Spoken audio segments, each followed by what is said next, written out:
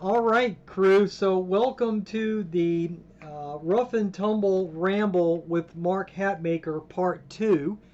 Uh, Coincidentally, the first one that we did was in April of 2021. All right. Yeah. Yeah, that's pretty cool. Yeah, So it is. maybe we'll make this a yearly thing. I got Uh, no problem with that. um, so yeah. Here we are, another year older. For those of you who do not know who Mark Hatmaker is, I don't know who you might be, but if you do martial arts, you should definitely know who Mark Hatmaker is. I refer to him as the immortal Mark Hatmaker. Others refer to him possibly as the walking encyclopedia of wrestling holds, or maybe a contender for the world's most interesting man. I don't know. Oh, you're a wonderful liar, brother. I love it. I just don't know anybody else who, jumps out of airplanes and drives demolition derby cars and does sailboats and free dives and has multiple certifications and wrestles like a beast and is more shredded than Josh Brolin was in the Marvel movies. So, you know, anyway.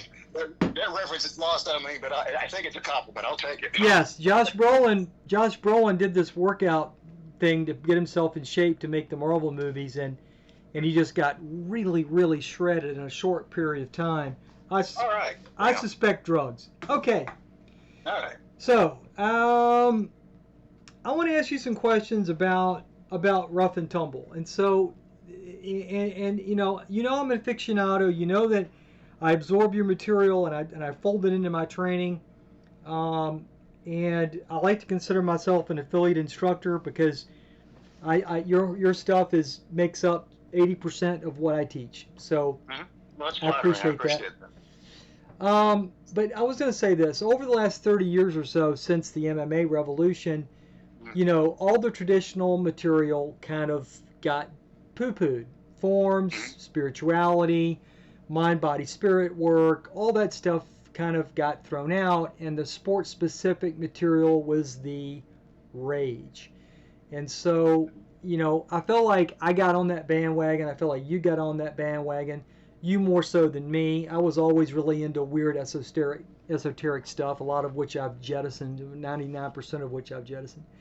Um, but it seems like with the black box program, you might actually be going in the other direction lately. You've adding things that look a little bit like forms, like the tomahawk dances and the six killers, and you're fast creating something that almost looks like kind of a broad-based mind, body, spirit sort of semi-traditional American martial art. And so what I wanted to find out is does that sound like something that might be accurate, or am I way off Yeah. the mark? Yeah. I think it was eloquently put. So sure. All I can say to this, yeah. So what flipped the Absolutely. switch? What flipped the switch? Age, wisdom. The deeper the research goes, as I often say, I've always thought if I've got any talent in here, and that those talents are meager, I'm a good researcher. I'm a good synthesizer of material from disparate sources, and I'm a hell of a experimenter. I'll put it all to test. I don't ever take anything for granted. And like you were saying earlier, when you were kind enough in the hey, you sell, you free dive, you drive cars, everything's, don't take anything for granted. I mean, I don't know what it's like until I get to the car and crash it, or what's it like to, dive down 60 meters, or whatever the hell you're going to do. You got to try to find out and see what it is. And same thing with this stuff. The deeper I got into the research, the more material I went, maybe some people would call them esoteric, but I see them as kind of being proto-scientific ways of approaching things. We're existing side by side, and I thought, well, I mean, they're here the whole way. If I don't test them to see if they hold any benefit, at least for this hombre, then I would be a liar to my own method, my own process. So the more I played with them, experimented with them, they made sense. They hold a good deal of utilitarian value.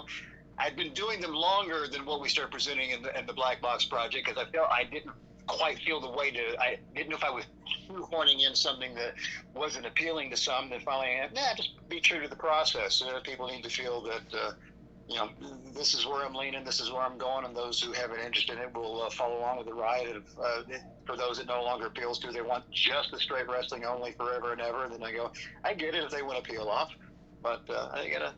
Hell, the wrestling's still there, as you well know. But there's other things. There's other things. Well, I appreciate that. I gotta confess, I have not really gotten into the unleaded portion of the black box stuff, right? Because I got limited bandwidth myself. So in order for me to do that, I would need to kind of set some of the stuff I'm doing aside that I've come up with. It's my original material that I'm working on, and so you always have to strike a balance between, okay, the new stuff that you're exploring, that you're learning from other folks, plus the research you're doing yourself in your own end. So I'm not saying I won't get into the black box, into the unleaded stuff, but for the moment I'm mainly focused on the buoy, the tomahawk, and the wrestling stuff, for the most part. No, and you're wise to do that. That's why the black box is set up in that sense. Whether it's going to be your flavor is striking, it's going to be the rough tumble wrestling, the clinching, the tomahawk knife, or it is this old school conditioning. It's meant to have many flavors. I've got some folks that are like, hey man, all of it. This is me. And there's others that clearly have prioritized, and there's some people who goes, I don't look at any of the boxing. I only do this, but that's what it's for. So you can kind of cover as many palettes and flavors as you can. It's like having company over, set out many dishes, and you go, you don't like the mashed potatoes? Have these over here, brother. Just as long as you come hungry, leave happy. All right, I'm not going to make you eat something you don't like. I like it. Come hungry, leave happy. So that's an interesting thing, and I know I've asked you this question before. Maybe you don't remember that I asked you this question before, but I've asked this question before. For me, sometimes I feel like your program is so rich, and there's so much there in an hour that it's almost like drinking from a fire hose. And so, what I do, is I just pick the things that I'm like, you know what, I'm just going to spend some time training this one nugget. I'm going to take this one thing, and I'd rather take one thing and learn it forever and inculcate it, or at least train it hard enough to know if it works for me, than I would to train 1,000 different things and never use any of them. You know what I mean? No, you're nailed. And again, since it's black box for the unfamiliar, each volume is released is one a month. And like I said, whenever we do, and I get what you're talking about. When you just first consume it, you're looking at this going, that's a lot of material. And in my mind, I'm always thinking of it as, but this is 30 days. This is a template for a month. Yeah. It's not that you do it all at once. It's like, you spread it out a bit. But then again, like you said, do the a la carte, where you're gonna pick and choose the thing that works and dovetails for you as well. Because some people never want to pick up a tomahawk in their life. You go, that's an easy section to skip. Don't do it. And then some things like in the clinch where I can use that. Oh, that part of the clinch I can use. This other stuff doesn't apply to way because I'm doing sport rules. You do this little ear gouge right here, so this is off the table. So yeah, you're absolutely right. You pan the gold out of it that works for you, man. Yeah, and I find that works really well for me because there's just so much gold in there, and I just have to be like, look, I can't possibly do this, all of this, but I can take these three things, and I can take these one or two things, and stick with them. That's it. And if I go back to an analogy you made earlier, where you're saying it seems like it was moving a bit from the sport aspect, what we're doing now, and pushing back into more comprehensive, almost feeling traditional, where you're combining many things. I think the only thing, and I agree with that 100%, the only thing that it might differ is some definitions of traditional is it's not dogmatic. So in a sense that black boxes, you have to do all this or you're not up to snuff, you're not on par. Not at all. It's very much that American melting pot of, here's the bunch of stuff, pick it out, man, and choose it and work, and then you'll be great if the stuff you like doing. So there's nothing wrong with that. Yeah, I think one of the things that you've said before, and you've written pretty long blog posts about it, is you've talked about how spending your time doing something is not just a waste of time. If it's a waste, it's not just a waste of the time you spent. It actually takes time away from the things you should be doing. Sure.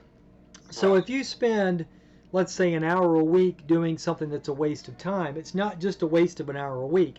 It's also a waste of time you could have spent doing something meaningful. And so it's like double. It's like you're Yeah, yeah, it's just basic economics. It's opportunity cost. Whatever. If I buy this candy bar, yeah, I'm saying yes to the candy bar. I said to know everything else at that exact price. It doesn't mean candy bars are bad. It's just if I have other things, if I buy the candy bar, then later on lament to people, oh, I wish I had the money for this. You went, well, you did have the money for that. You just spent it on that. It's the same thing with time. So it doesn't make any choice a bad choice or anything a waste of time. It's only a waste of time if you, in your own heart of hearts, you compared it to like, I just did this for an hour. What I really wanted to do to move forward was this. Then you went, okay, then it was a waste of time according to your definition. I would never tell anyone specifically a practice they're doing is a waste of their time if they dig it. That makes sense what I'm saying there? yes, that does makes 100% sense. Um, um, Are we there? yeah. I'm here. Can you hear me? Are we there? Hello. Oh, we got disconnected.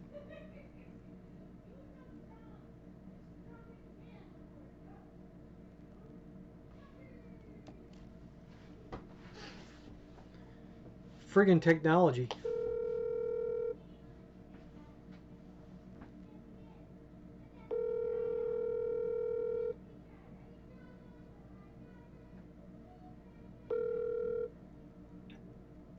Sorry about that. Hey, I don't know what happened. I do not know either. I have not moved from this spot, so I guess the satellite gods heard my answer and thought it was too long-winded and cut me off. I don't know. Maybe I need to get a refund from Verizon. So, Verizon, are you listening? I want a refund. If we get disconnected again, we'll have to punt and then just do another day. Okay, I understand. So go ahead. No. But my question was, talking about it holistically, that feeds into the time question, because you can't just think of martial arts or your fighting stuff as just as an island. It's all part of you as a person, as an individual, right? Sure, that is, and I get the people who, like, if you are doing, let's say, MMA or kickboxing or boxing as a sport, and then you would treat it as that, but clearly what I'm talking about, what you were talking about as well, is something a bit more than that now, even if it comes down to, we're saying warriorship. Some people would today talk about as being a situational awareness sort of entity, which I'm thinking from earlier manifestations from the plains and woodland tribes and stuff, such as that. It is a bit more than that, because you're trying to leave this kind of awareness on the entire time without it being a hypervigilance in the whole, like a pedantic, annoying sense, but just an awareness of. I think you and I've discussed the concept before. If to notice the bad, you got to notice the good. If you can keep your eye open to all the good things in the world going on, the bad's going to stick out like a sore thumb, even if that bad is manifest as a threat. Yeah. I couldn't agree more, because it's not just you can't turn it on and off. You are who you are, and the best way to be the best that you can be is to become it. Like, you are it. Whatever it is, you don't learn how to turn it on and off. You just become that thing. You know what I mean? Oh, 100%. No, 100%. That's and the same thing. Whether it be, we'll take just a basic conditioning aspect. Let's say it's just doing a good body weight squat.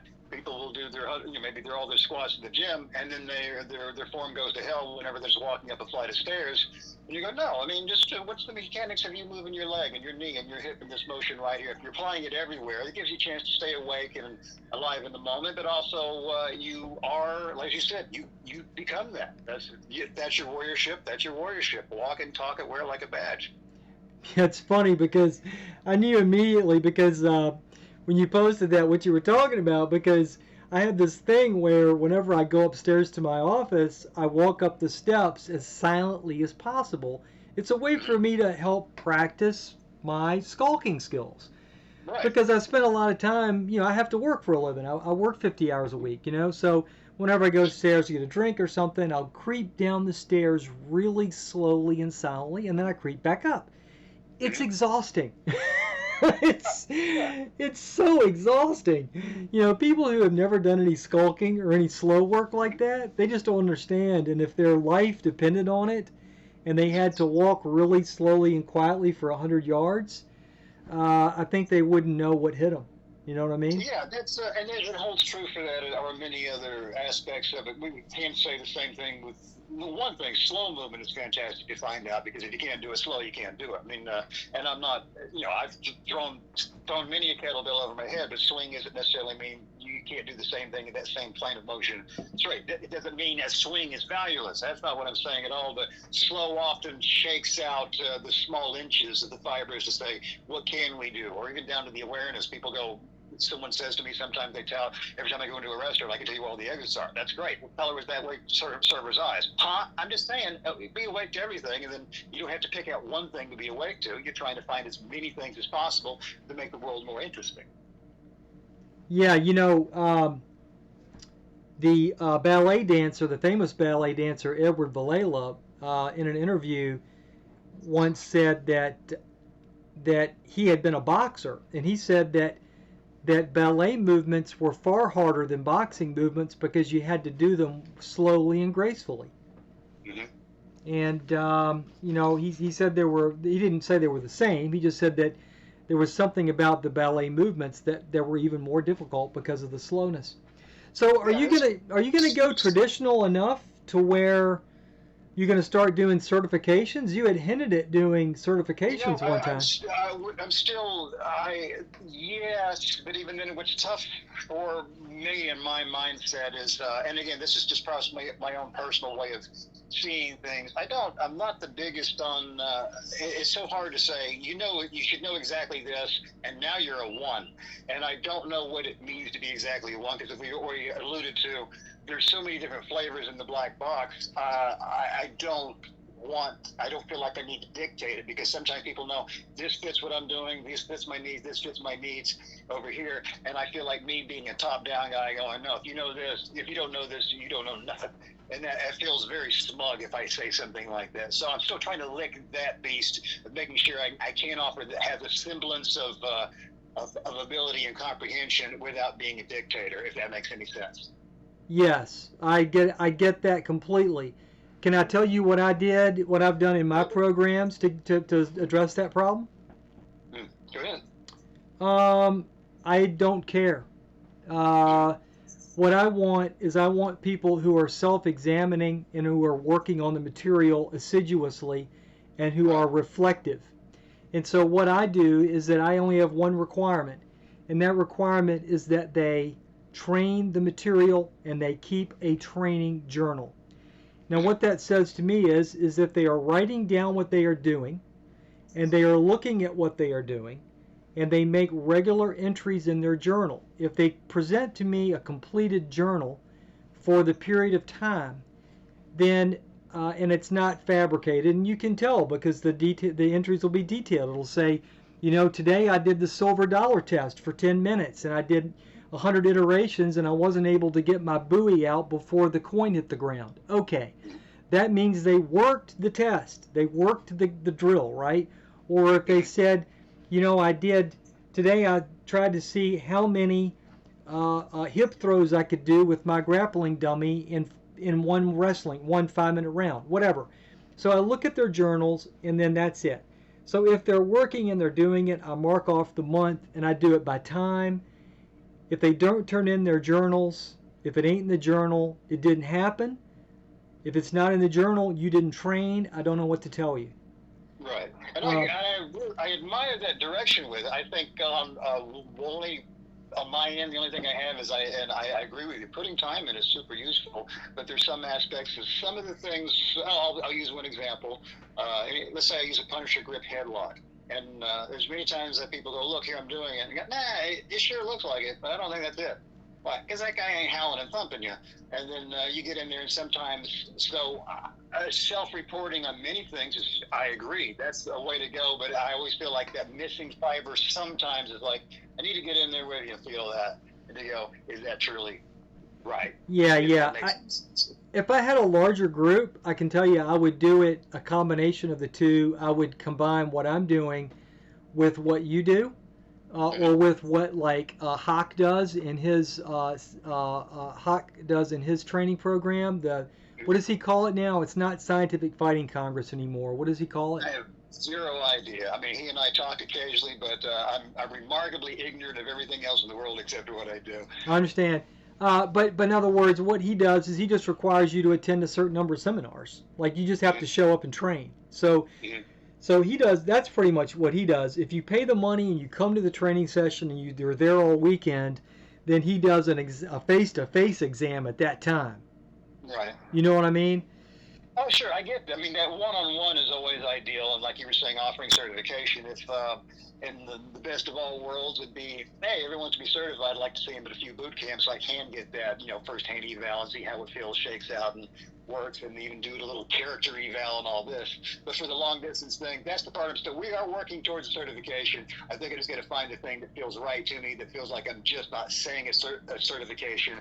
And I realize that I'm being inauthentic. Does that make sense what I'm saying? Definitely, and here's the thing. It's so difficult and it's so bizarre a thing to try to work out that I don't think you're ever gonna. I say you, not you. I meant the collective you, not you personally. Yeah. I don't think an instructor can ever work it out perfectly. You're always going to err on either being too strict or too lax, I or can see that. in one area or the Also, other. it's very much the Heraclitus and/or Da Vinci, I think, expressed it better with stepping to the river portion of it. I mean, I do this all the time. I do this 6 days a week, and there's not a week that goes by that I don't have a new revelation, whether it's a new piece of material that turns the flashlight on some past material that I don't have oh man, how did I not find this out till now?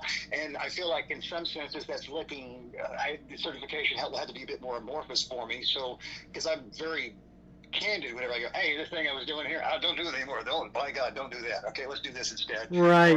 Or, nullify that. Let's get over here and make sure it's a living, breathing entity as opposed to, I'm always suspicious of set in stone.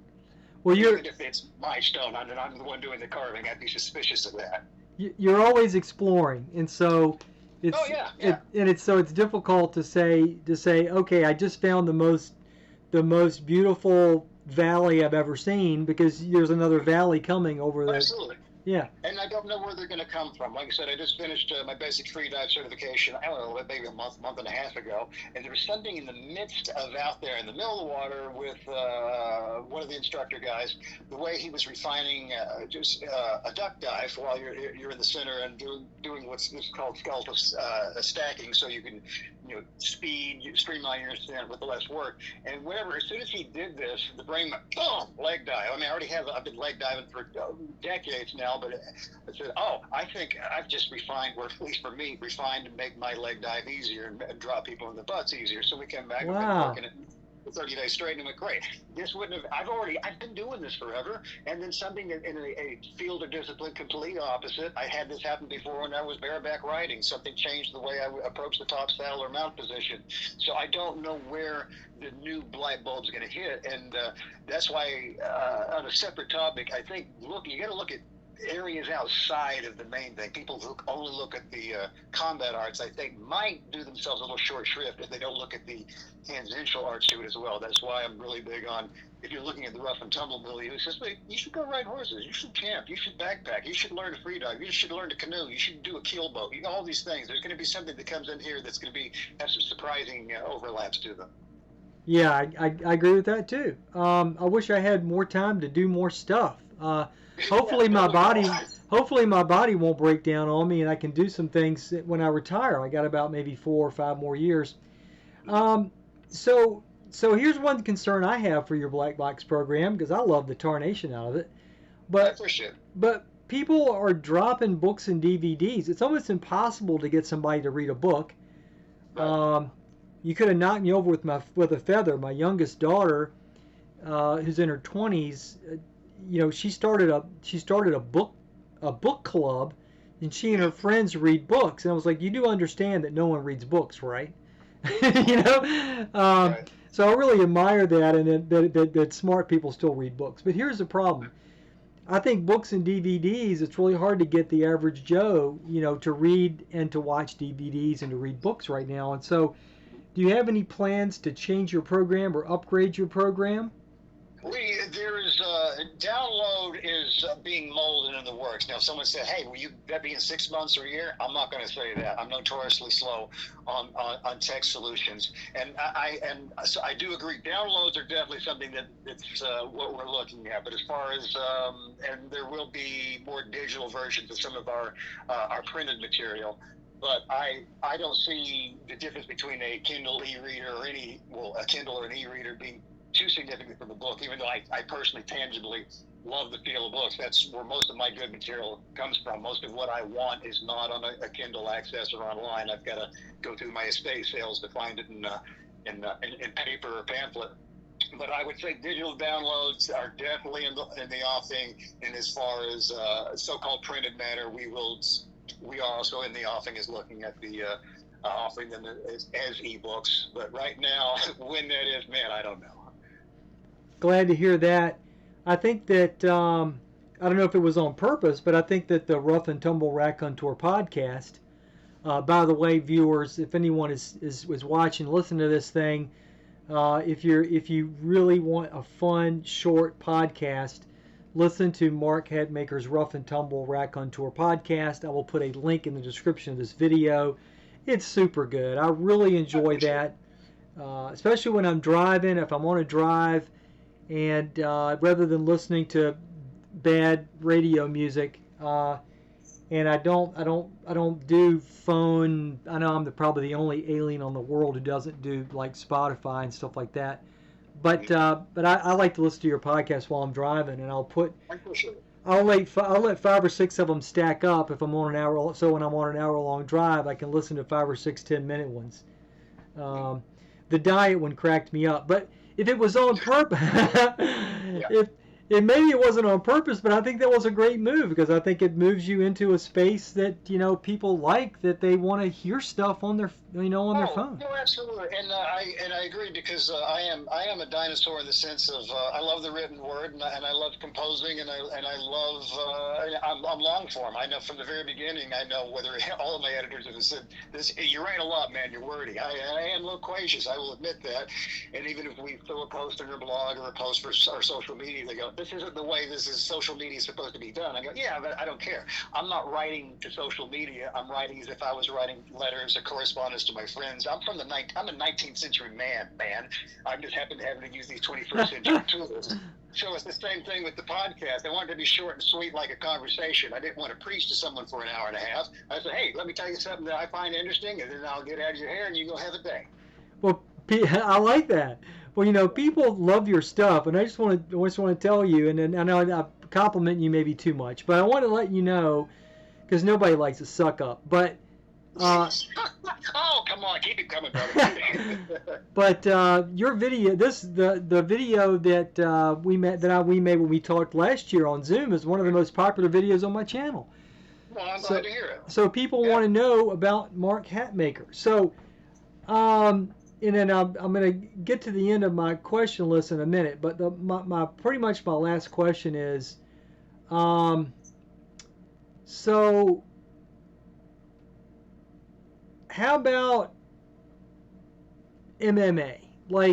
So we started off this conversation talking about how, we all kind of learned something from MMA, and then we all I think we all maybe threw out the baby with the bathwater a little bit. I mean, not all of us, but at least you and I seem to have. And then we both kind of realized, wait a minute, maybe we need to go back and look at that bathwater again and see if maybe something's in there. And at least that's what I did, and it sounds like you did too.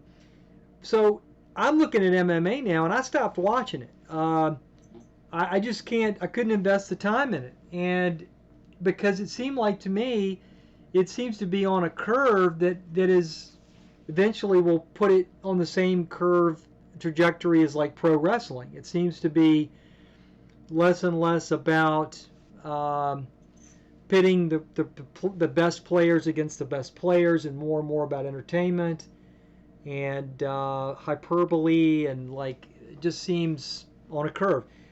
How about you? How do you feel about MMA right now, and where do you see it going? I still admire the hell out of the sport. I don't see it going towards the pro wrestling aspect. Right now, it strikes me it's in the what happened to pro boxing in the '50s. You still got great boxers in there, but whenever the advent of TV and a wider platform for it changed how it was marketed, and I think to some degree that's what we're seeing there, because there's still Haas athletes in there doing bona fide good work, and I just think part and parcel of selling it and the hyperbole that goes along with marketing and packaging. That's just going to be part of it. It's a part that doesn't appeal to me, but that's not what I'm watching it for. Whenever I see it, I'm looking at athletes go in there and sling throw leather and have some select technique. And like I said, me stepping a little further away from it is not the fact that it was any disaffection with that. I still love that. It's just that there's been no planned arc to what I'm doing. It's just the deeper I've gotten to the history of another, because I was always about the old school boxing, the old school wrestling. That's always been what's held for me. I just feel like I've just gone a step even more old schooler, as if that were a word, and that's really all that's really occurred to me. When you get deeper old schooler, there's more and more gloves off, so to speak, even less rules. So what I'm playing with now is not necessarily applicable to the sport thing, so I don't put my time over there anymore. And also, I said I have so much like that about the sport. I've already laid out enough material to go, hey, look at all these products right here. This addresses that. Now I'm addressing all this mean stuff that you're not allowed to do in there. Right. Right. Well, we can't agree on everything. I'm just over MMA. Like I got to tell you, I just can't watch guys bash each other's face in anymore, and it just, to me, like all I can see when I see them fight, all I can think about is the head trauma. All I can think about is the pugilistic dementia and the Parkinson's and the well, what do they call it? The thing that guys get when they after the head trauma. You know what I mean? And I just yeah. Uh-huh. Okay. I hear you on that. That having the quibble with not wanting to observe it because of those repercussions, ramifications. No, I get that, and 100%. And also, as far as me being a consumer of it, not nearly as much anymore. But mine has less to do with that. It's just that my interest is not nearly as strong there anymore. And also, it's attention capture. I don't mean what they're doing is not intriguing and good work. It's just that if I'm going to get my training in, if I'm going to read every book that I've ever wanted to read, plus the ones I don't know about tomorrow that I'm going to want to add to the list, and all the other aspects, if I'm going to free dive or whatever next is in the list that I don't even know what's next, I can't put all my time into watching other people live their lives. I need to go live mine, if that makes any sense. No, it makes perfectly good sense. Yeah, and I didn't mean to, when I said going the pro wrestling route, I didn't mean to say that it was fixed or that the guys weren't talented, because I agree with you there. There's still some hosses in there, and the talent is there. It just seems like it won't be, to me, it just seems like it won't be too long before it'll move right through the curve, and it may take another 50 years, but I feel like it's going to get there. I would kind of like to see a return of real pro wrestling, not the make believe, but the actual professional adult men wrestling. I think it's right. There's still some good organizations that give a shot at it, and I think the problem is in a short attention span theater, and this is coming from a guy who's loquacious and writes long form, is the fact that the same problem that kind of killed it out would happen now. A good version of that. I mean, these can be long bouts and matches, and sometimes no one's going to budge an inch. And I think the audience, getting it on, you're only going to have an educated audience that's really into that, and it's going to be hard to find. That's going to be a finite number to support it. I mean, we're like, you would want to see it, I would want to see it, but there's many, the people are large, and you go, well, like, I don't want to see two guys in one spot for 90 minutes. That's what a lot of these early matches were, and so I mean, even though there could be all the technical detail in the world, but if you're not in the weeds with the technical detail, then I can just imagine, hey, let's go watch wrestling, and you just stare at this and go, well, this is boring. And yeah, if you don't know what you're looking at, it is. I'd say the same thing with free diving. I love it, but at the same time, you go, hey, isn't it just people holding their breath and going underwater? You go, yeah, essentially that's it. Yeah, I hear you. But the deeper you get into it, the more you understand that, well, there's other things going on. But, so there's no offense in saying, hey, they don't get it, but I understand why, free diving is not a televised sport with this huge audience capture, because why? Right, right. You just go swim yourself, okay? Yeah, yeah. What was that? What was that Meta Morris match that I watched? It was a few years ago, and it was Dean Lister versus Josh Barnett. Man, that was a great one. Wow. Yeah. God, that was intense. I mean, Yeah. the stuff that was almost invisible to the naked eye that Josh Barnett did in that. I mean, there's still, that's why, the sport-wise, there's still so much good work going on, and if my eyes are on it less, it's not because there's, a lack of respect there. It's just, you and I are both up there. I'm 57 in September, and I got things to do, and my body moves slower, and so it's going to take longer to do them. So I got to do them all I can, because I got to presume we're all in the embrace of entropy. We're going to wind down. I'm going to be able to accomplish less. True enough. Better go now. All right, last question, because we're coming to the end of our hour. Last question. Don't give me a restricted answer. Give me your boyish answer. You and I have that in common. We both get up every morning feeling like we're 16. We think we can do more than we think we can really do. We both have this boyish enthusiasm. So my question is, what's your dream future for the Black Box program? Not realistically, but in your boyish childhood-like dreams. Where do you want it to go?